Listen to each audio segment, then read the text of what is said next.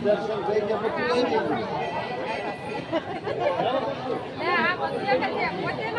ક્યાં અને મેં નથી જાય વિને તમને ક્યાંક ચડાવી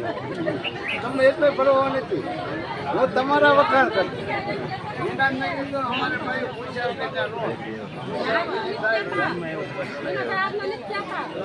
પહેલા મેં આવ્યો હતો